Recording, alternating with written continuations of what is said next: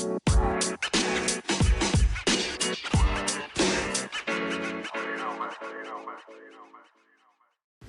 right, guys, welcome back to the podcast. Welcome back to Theory and Theology. Here on this podcast, we talk about culture and religion and different theories and religion, I said that already, and spirituality and kind of relevant topics along those lines. So this is kind of gonna require a trigger warning. I've decided maybe to divide this topic into multiple sections. I think it might be a little more beneficial that way, in case people do want to listen to it, so they can kind of dive into the topics separately.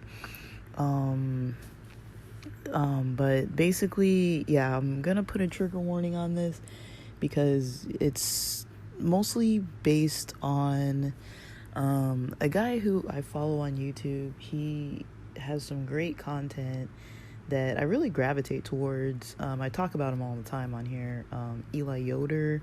He recently posted a video about his kind of, I guess you would call it like a testimony or like a full story about his experience of why he left the Amish and how he became with the beliefs and the man he is today. But he experienced a lot of abuse, and so I have to put like a trigger warning on these types of topics because I really don't know how it would potentially affect people. And I think, if you don't really know if it'll affect you, just, take caution. You don't want to be having to expose yourself to stuff that isn't something that you're really in a space to be hearing. If it's going to make you like be in a worse position emotionally or something, then, I want to give people the, notice so that they can avoid it instead of just like dropping it on people. But yeah, for some people it might not be too intensive. I mean, it's not my story, it's his story. Sorry for the noise. I gotta open this window. I got a stuck window. It gets really hot in here after a while. Oh my gosh. Yeah. So, sunny Southern California. So, alright. So I've got notes that I wrote down on this. To go to Eli Yoder's channel, you just go to Eli Yoder. So so I'll just talk in general about Eli Yoder's story first, and then in general, this is going to be like a series with multiple topics related to, I guess the area would be generational curses, trauma, generational sin, whatever it is that the name is, that people use. I would usually say generational trauma just because I don't know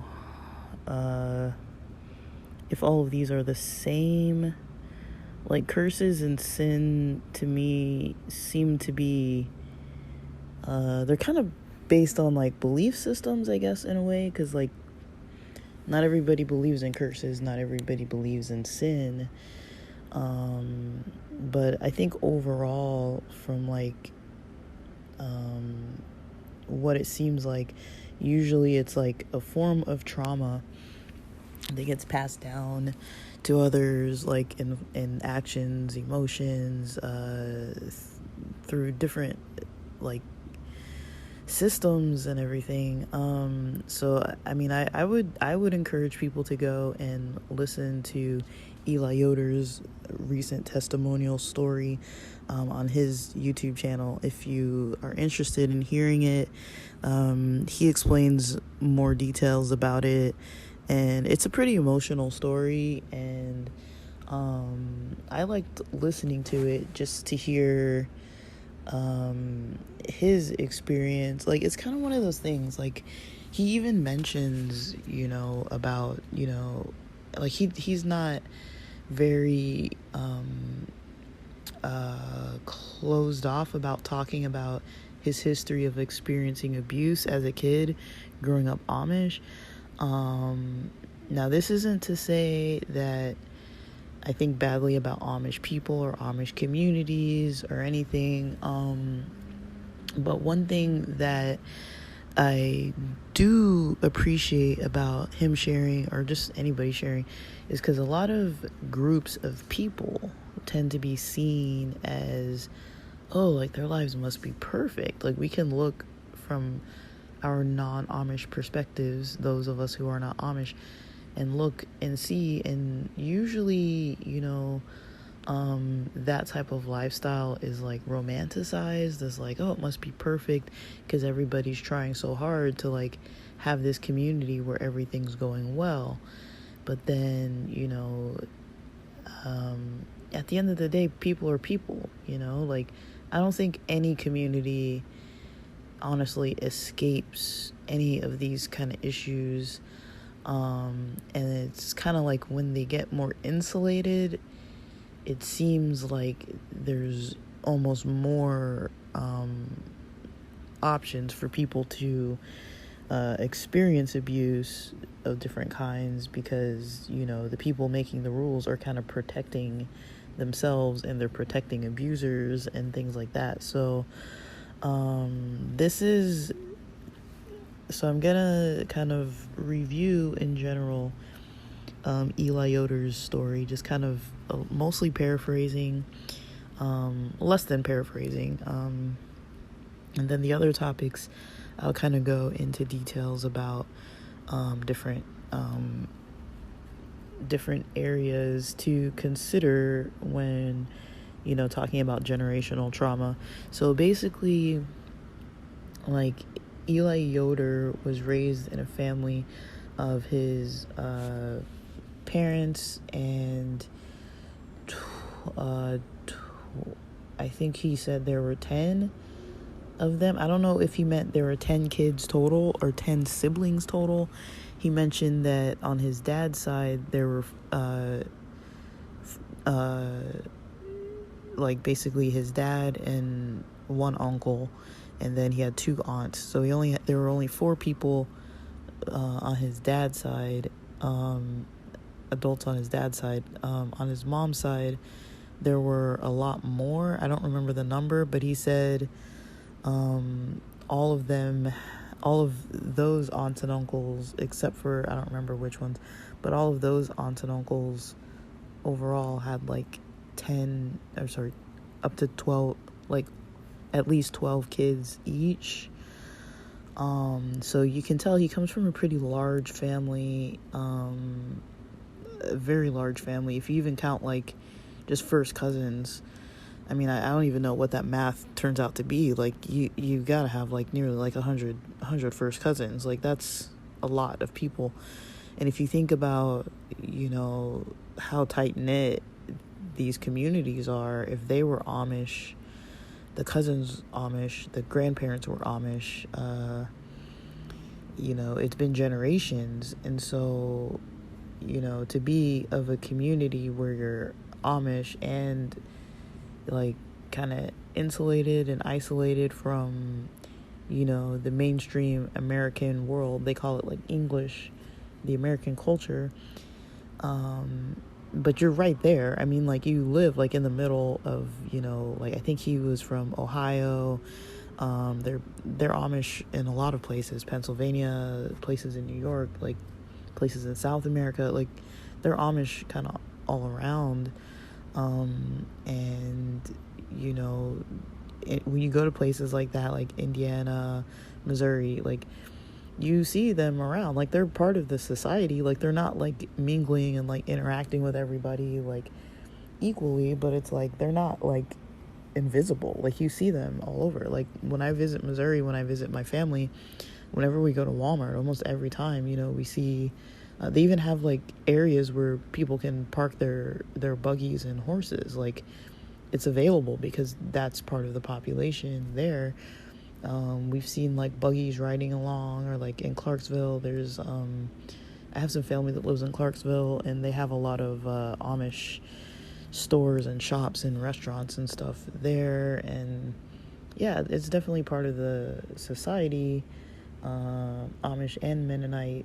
And my parents went to school in the Midwest and met at a Mennonite college. I mean, they're not Mennonites, but it's like, we're not even, like, part of the actual culture. But when my dad was doing his college studying in the US, like, he was basically hosted by a Mennonite family.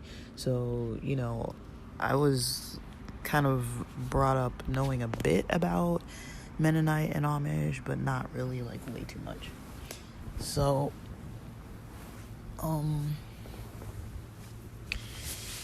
okay, so I gotta get to my notes. So when it comes to Eli Yoder's story, like, he's mentioning, he has this large family, and they're part of the Amish church, a lot of generations, a whole lot of members of the family. And so I'm assuming, this is a huge Amish community. If you assume that his, family members are Amish, that's just one family. Him, his grandparents, his aunts, uncles, and cousins, and his parents and siblings. That's over 100-something people already.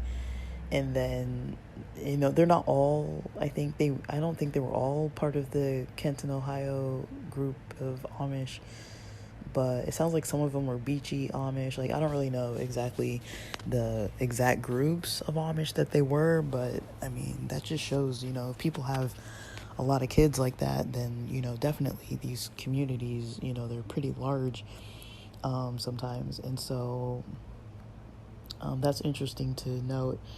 And then, in addition,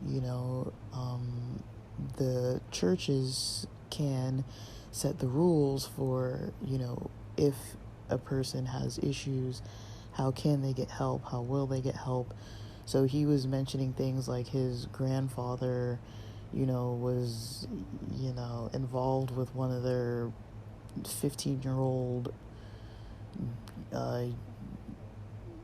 I don't know if it was like a cousin or some family member that was way too young for some old man to be dealing with, or interacting with, in any kind of a sexual kind of way, and was a family member, like, too close to a family member of, to be even, like, having some kind of an interest in.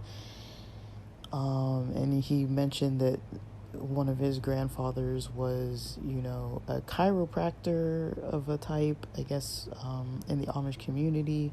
I don't know if he was, like, trained in like the American culture, or he was trained in, like, through some Amish version of chiropractor studies. I don't really know, honestly, because they don't tend to go past the 8th grade, so I don't really know. Maybe it was, like, some type of a trade that he took on. Like, overall, I mean, the Amish work, they have trades, they have jobs. They're not all farmers all the time. So there are people who are kind of like doctor, dentist, those types of people, those types of roles. But he was a chiropractor who would primarily work on women, because he could kind of get some sexual things on his end. So just to show, there were already some things kind of going on that I mean, it's not like this stuff wasn't known, right? This wasn't like hidden too much. I mean, people knew about it. Nobody was reporting them to the police. Nobody was, doing anything. Like, it was handled, if it was handled, it was handled internally by the Amish, people in charge, like the bishops, and I don't know the exact titles, but it was handled by the higher ups in the Amish church. And so, basically, that's kind of the background of his parents, a little bit of it, not like fully, like, of course that's not the full picture of them, but he was just mentioning it to say that there was some history of some kind of stuff that just wasn't right that was going on. I mean, I'm not gonna talk about all of it because I really don't remember off the top of my head, but eventually, it came down to Eli's generation and him and his siblings and his parents and their household. And it turns out that, the father was very physically abusive. He mentioned when they'd be in the horse and buggy coming back from church, the father would be getting so angry sometimes that, by the time they were getting closer to home, like, the father was like so outraged and angry and ranting and venting about what had been said at the church services, and he was like whipping the horse, and like, he was so angry that he was like taking it out on the animals, and like it was like noticeable that like, okay, you're kind of putting all of us in this buggy at risk because your anger is so out of control. And this is right after church. I mean, I don't think church should make people feel like that. And it sounds like it was a regular thing that they would know after church, be quiet, sit there in the buggy, don't talk. And they would sit there quietly, not talk. And sometimes the dad would just be like outraged. And then when they got home, it's not like his rage was like calmed down. Like, he was still like out of control. And so if you think about it, it's like, well, what does it even take, to get, I mean, like, that is a lot, right? Like, because you think about church, usually, most people when they go to church, generally overall, like the general consensus that people usually say about most religious practices is when they're done, with being with the community and worshiping and all that, they feel better. Now, it doesn't sound like he's feeling better. And it's like, if you are, that mad that you're like abusive to the animals, your family's fearful of you, you're coming home and like abusing your family, and this is all, because of how you feel about the church that you're forced to go to every other week, like, this doesn't sound healthy. It doesn't sound like a good environment. Like, I don't know what the dad's complaints were. Like, I would be curious to know. But I mean, I've come out of church services before where I've been like, I don't know, that just rubbed me the wrong way. Like, it just wasn't, like, something that I believed in, or like, like, I've been in experiences in churches where I was like, these people just don't really care for like human life, and like they don't really care about loving others, and you can kind of tell that like there was something else, that like there was some other kind of spirit there. It wasn't really like a healthy environment, but it's like that was not normal. It wasn't like every week was like that. And I think pastors, whoever is in charge, like, they're human too. Like, everybody makes mistakes. But it's kind of like, I would be shocked if, I knew that somebody was coming home from church every other week, because the church was every other week, coming home from church, just that outrage. Like, that to me is like, it's pretty shocking to hear. I mean, I can't like fully blame the church. I mean, his anger was also his own responsibility, but it's kind of like, that is not a normal response to, it's not like an average expected response. Like, churches overall are expected, religious things overall are usually supposed to have healing properties. So that's one thing. If you're involved in something that doesn't seem to have healing properties to it, and instead it's like creating rage and just like some just like super negativity, and like to the point where people are like abusing others, and it's not like nobody knew about this. It wasn't like, oh, the family is experiencing this, with the dad being outraged, and like there are multiple accounts that Eli gives about his dad, like being abusive towards him, being abusive towards his mother, like almost strangling his mother to death, almost beating one of his brothers to death with a 2x4. Like, it's just stuff that's like, and then the dad getting really heavy into alcohol. This was all, it seems like the church knew, like, because the kids, Eli and his siblings, were getting teased about this by other Amish kids in the community. The Amish church knew about the husband's outrage and drinking problems, and the husband would get shunned. He would get shunned by the church or in the ban. He wasn't shunned. I think that's not the right word. I think he was in the ban. So he was in the ban because of making mistakes, basically. You're not, the wife would report him on occasion,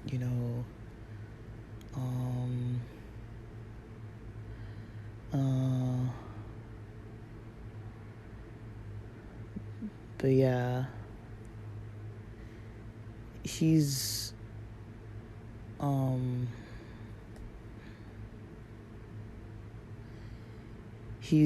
basically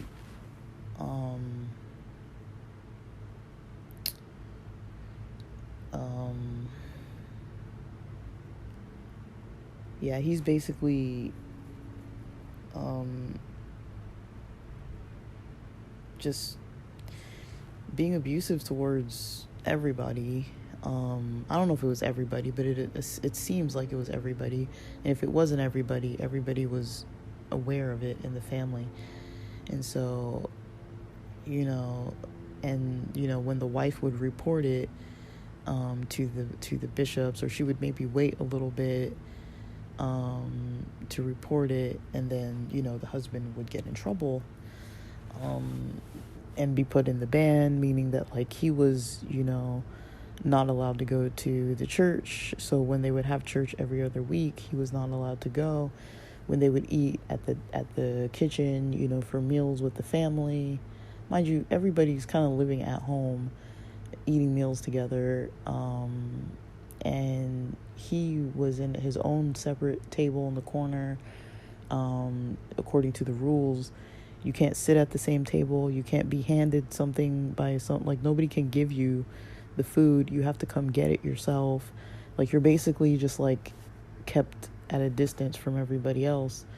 That's the solution that people were using for years, it sounds like. So this went on for like a really long time, until 2003. It seems like the father was allowed to finally get treatment for his mental health and drinking. And when you think about it, it's like, how does a church dictate how you can get health taken care of? Like, how does a church dictate these things?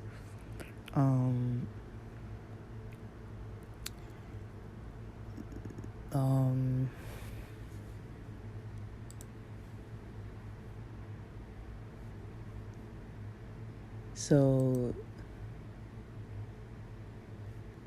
Xanax, he was prescribed Xanax. He was allowed to see a professional and this was in 2003. And for alcohol and depression, he was finally getting treated. And then so Eli had left the church. He had wanted to try to start leaving the church when Eli was 16 years old. And then when he was 18 years old, that's when he actually left the church.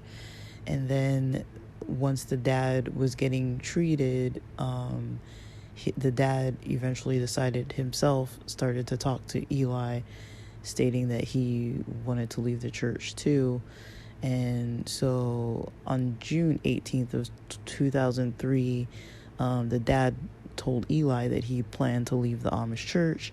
And I believe it was, he said, like the Saturday before, like 24 hours before, because remember, like he mentions that every other week they were able to go, the rest of the family would be out of the house because they'd all go to church. And so the dad was still at that house, and every other Sunday he had time by himself at the house because he wasn't allowed to go to the church because he was in the band. And then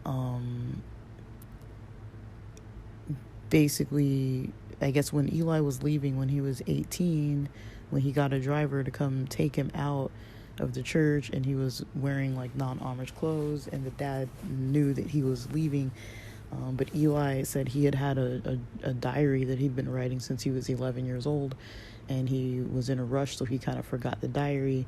And the dad was in his room, and saw the diary and came out of the house with the diary and was, not combative. He was, I guess he had read what Eli had written, like kind of cussing out his dad, and he read all the stuff that was in there about all the negative treatment from his dad. And I guess his dad was then realizing when Eli was 18, like how much damage had been done, and he did apologize to his son, and he told him that he loved him. And in that culture, that is not like a normal thing for fathers and sons to exchange that kind of like interaction. That's not like a regular thing for a parent to be apologizing, or for a parent to say that they love their kid.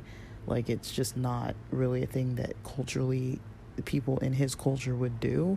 In his group of Amish people, it just wasn't something that they would do. But his dad seemed to kind of feel sorry about it. And then from that point on, when Eli would come to the, when Eli's family, well, Eli was out of the church, but he would still come back to visit his dad. And his mom would always be like, you can't come here with non-Amish clothes. You can't, she would try to like distance him. But the dad was, after he left, he was like, no, my son can come and visit. And so he could either meet him at the end of the driveway, or like he would come and meet him when they all went to church every other Sunday. Like, the dad was like welcoming of his son who had left, which, mind you, when Amish leave, nobody really is talking to them.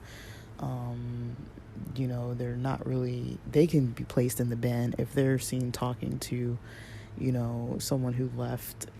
But I guess it's a little different because Eli was never baptized into the Amish church, and so some of the rules were a little different because he wasn't a baptized member who left. He was a non-baptized Amish person who left. So that means, I guess, he could still kind of come around, and the family wouldn't be placed like on the ban because of that, but he still was expected to wear the Amish clothes, look Amish, act Amish while he was, in the Amish area. Like, that could get them in trouble, I guess. And you can see how, if Amish kids were teasing Eli and his siblings about their drunken father being abusive, I mean, it's like, how is that okay? How is it okay for somebody's kids to be teasing people, bullying people to the point of like fist fights and like, it sounds like the bullying was really bad. Like, it sounds like it was a regular thing, not like a one time only thing. And even one time is still bad, but it's like, multiple times somebody getting bullied. And so, yeah. So as far as the bullying, and then, yeah, so he would leave his, he would visit his dad, and then once he was 18, once he left, he would visit his dad, it sounds like almost regularly, and visit the family and stuff. And then on June 18th of 2003, the dad had planned to leave the Amish church, but he had attempted suicide on Saturday, June 17th of 2003. The father had attempted suicide, and Eli was expected to pick him up that next day, June 18th. Eli explained that, Eli himself was at a dealership trying to get an SUV so that, he could, partially as a reason to like pick up his father the next day. So that's when he got the news, and the dad was helicopter rushed to a hospital, and Eli was the first one to arrive at that hospital before the family. And Eli signed some paperwork for his father to get this brain surgery. So while his dad's in surgery, the family shows up, and other Amish are showing up, like, slowly. And then they start kind of getting on Eli, because Eli came, mind you, he's been out of the Amish church by this point. He left from a car dealership where he was about to buy an SUV, and he rushed over to the hospital. He said he actually saw the helicopter once he got the call, and he rushed over to the hospital. So he got there first, and he says that once the Amish started coming in, or the family started coming in who were Amish, they weren't happy that Eli was wearing non-Amish clothing, so they told him go to the closest thrift store and get some really Amish-looking clothing. And so Eli said he got a really white, shirt and black dress pants. But mind you, the Amish make their own clothing to specifications, and so you can't usually just go in a store and buy like Amish clothing that's gonna fit your exact group, because they tailor make their clothing based on all the little specifications of like the rim of the hat length, and like how many buttons, and how does the collar look, and are there buttons or snaps, or do you fasten it this way or that way, or what colors are okay, or what do the pleats look like, and pockets, no pockets, like all this kind of stuff. Like the church decides what's okay for them to wear. And so you're not really going to go into any store at all and ever find anything, unless Amish people are like giving away their clothing for a donation, and it happens to be like that specific Amish group's type of clothing. So the mom was a little upset that the collar on the shirt wasn't like the proper type of collar. I think she says it's too worldly because it has like a lay down collar. Mind you, it's like your dad just tried to commit suicide. You're in the hospital waiting for the brain surgery to be done. Your dad's in surgery, your dad's recovering. He's been dealing with this all this time. The family's been dealing with all this abuse all this time. The mom's been almost killed by this husband of hers. The Amish people, the Amish family, the Amish congregation, the people all know that this guy's an abusive person, that he's been getting treatment, that he's been taking Xanax, that he's been struggling with alcohol use, abusing people. And they're complaining about the collar. It's like, dude, like, I don't even know where the focus is here. It's like, it seems like the focus is like shifted from like all the real problems, and let's focus on these other little things that don't really matter. It's like, at the end of the day, the stupid collar on your shirt doesn't really matter in any method at all. And so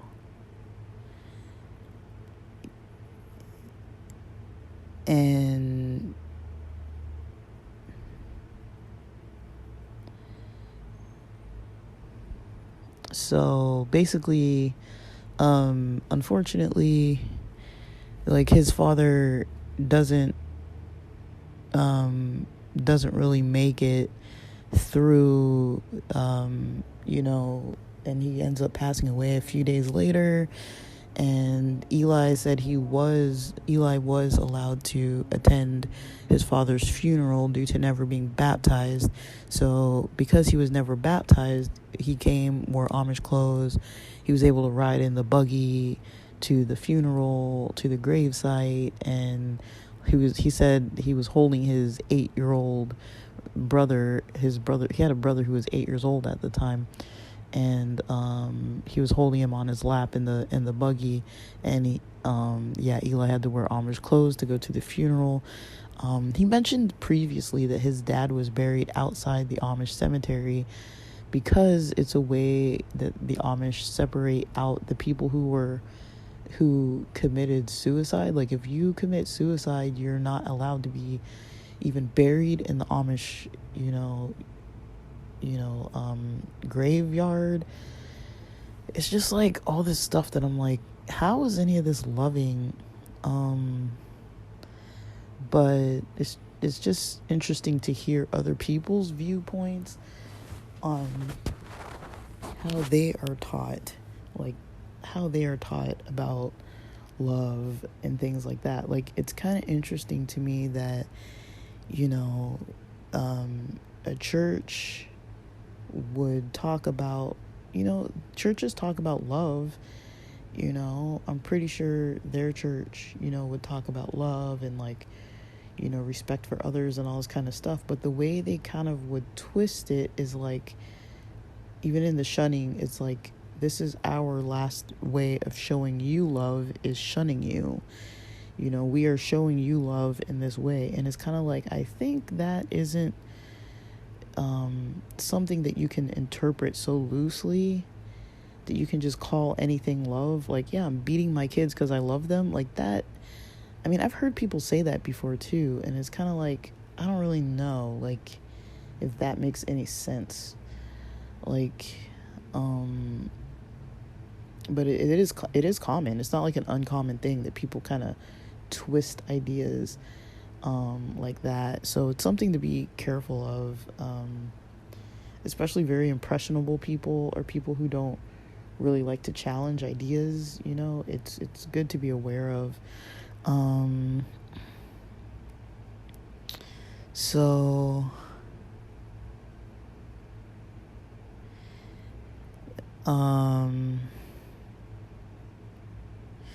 let me see. So Eli explained that for some time after his father passed away, he would visit the gravesite, and Eli himself would drink alcohol, and he would have like a whole case of alcohol to himself. And I guess he would be drunk, and to a certain extent that sometimes, like, if people came with him to the gravesite, they would kind of maybe leave because they weren't, like, comfortable with, like, how he was acting and stuff.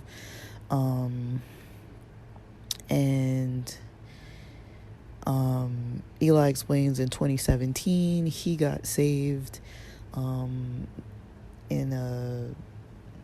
a different Christian religion that's not Amish, and he was working on his drinking. He wasn't struggling with the alcohol issues. He said that he had some visits with his brothers and realized that they were still hurting, and some of the brothers were saying that they were relieved that the dad had died. And Eli explains that he forgave the dad, he forgave the family, he forgave the Amish, and he did the forgiveness for himself. He explains that he forgave so he can move on in life, and he recently has been posting a lot of a lot of content about helping people in the Amish to escape, especially those who are sexually abused or others who want to leave because of the abuse they experience, or just bad conditions that they're in, or they just want to leave and they're having trouble. So he's creating routes for people to be able to escape. And then he was saying how, as much as he posts online, and he's posted this story in bits and pieces, But he said that people were asking him a lot, like, why don't you share? Because you're sharing about all these other people. Like, he's let other people go on his channel and share stories about their history of abuse and all these types of things. One of them was a lady who was in that documentary, The Devil's Playground, that's about Amish doing Rumspringa. A group of Amish, like, in Rumspringa, deciding if they're gonna go back to the Amish church, and they're like teenagers. That's probably one of my favorite documentaries. It's the first one I saw of the Amish. And then her name is Velda Bontrager. In the movie, her name is Velda Bontrager, but I don't know her last name because I think she's married now, so she has a different last name, but she looks pretty much the same. And she explains how and why she left the church too.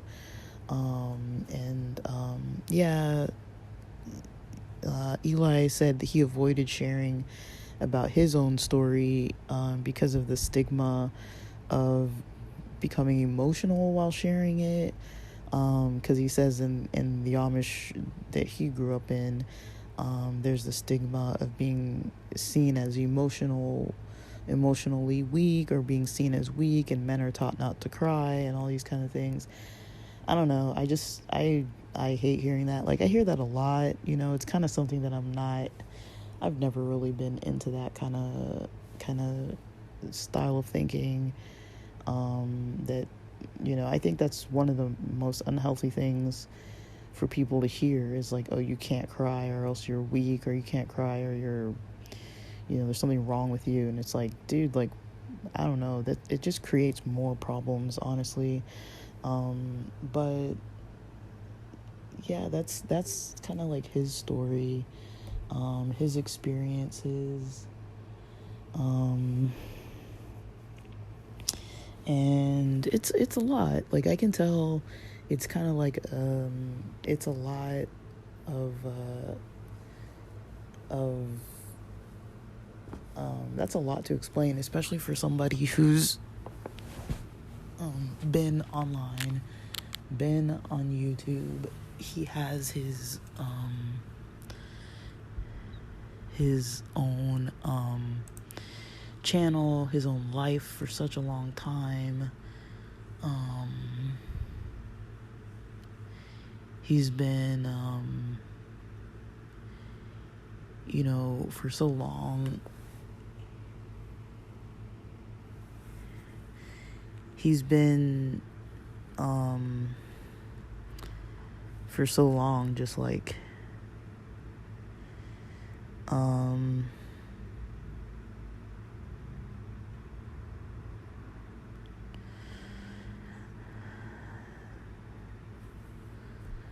like, yeah, he's been for so long just kind of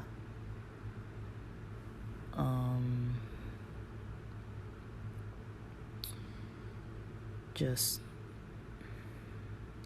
yeah, experiencing all these things. And if you think about it, 2017 isn't that long ago. Like, and then right after that, you know, a couple years later, then a pandemic happens, you know. So, I mean, the thing that I like seeing is that he was able to turn a lot of what he experienced into a way to help other people. But I mean, I'm not saying like I'm happy that he had to experience all of that, of course not, but it's like he's very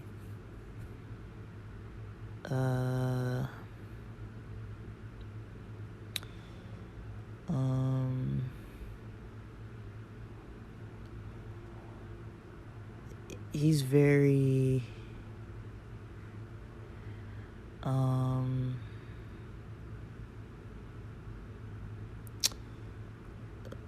how would you say, like he's got a lot of resilience, a lot of strength. Like, I think anyone who can talk about their story. And I don't think it's mandatory, I don't think it's necessary for everyone to be like having to share their trauma and all that kind of stuff. I mean, if people want to keep it to themselves, I think it's perfectly fine. You know, it's not like a sign of weakness to keep it to yourself, I don't think either. But it's not, you know, it's actually a sign of strength, I would say, to be able to share that kind of thing.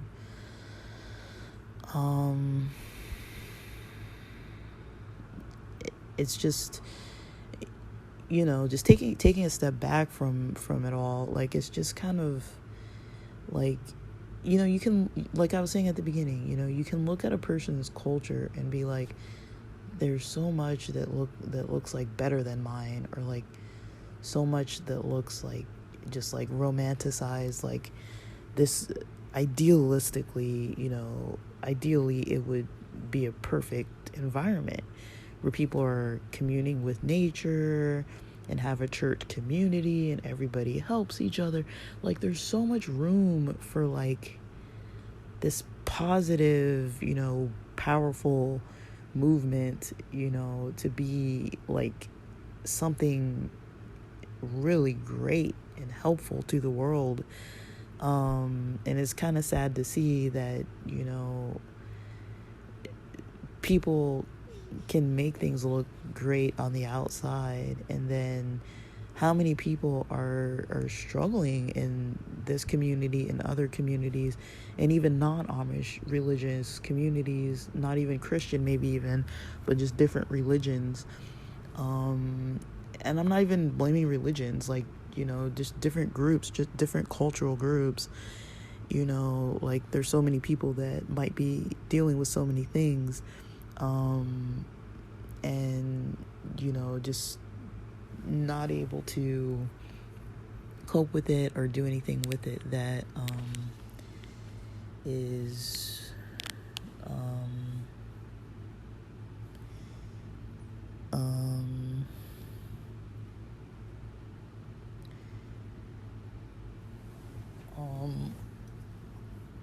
that's like helpful. But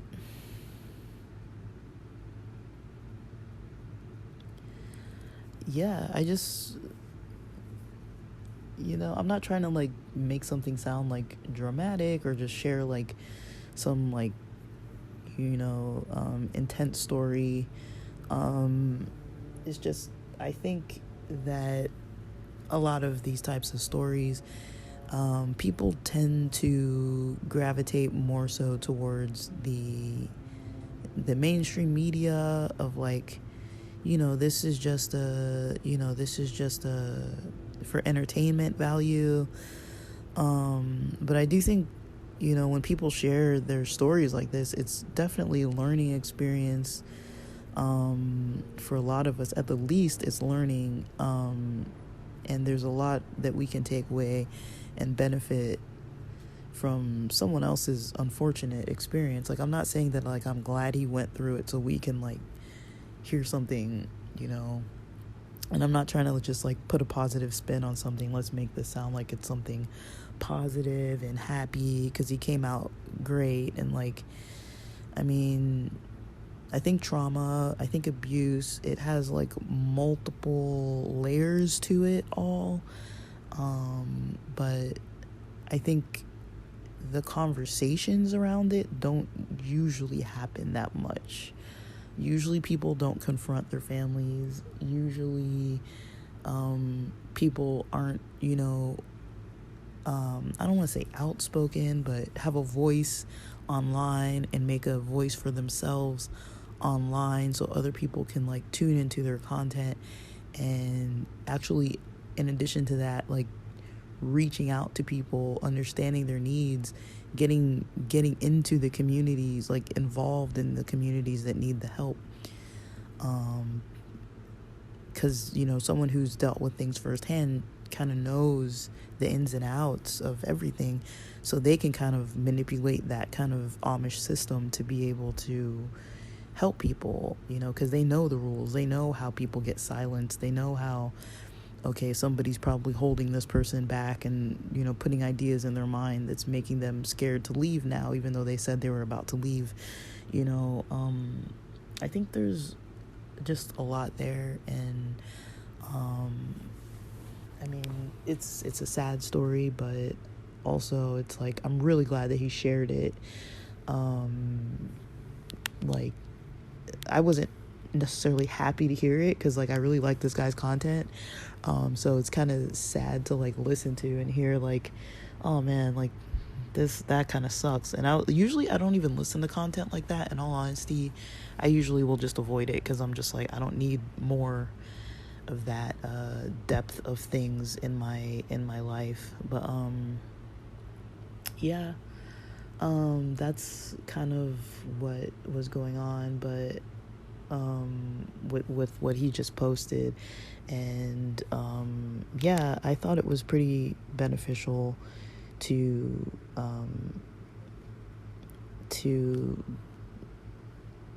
kind of be able to hear. But yeah, I try not to make it a habit to be entertained by other people's trauma, but also it's like I do try to learn from it. Like, I do think there's a lot of important things that kind of need to be brought up, need to be surfaced. But yeah, I hope this was helpful for people to hear. I mean, I'd recommend just go to his story.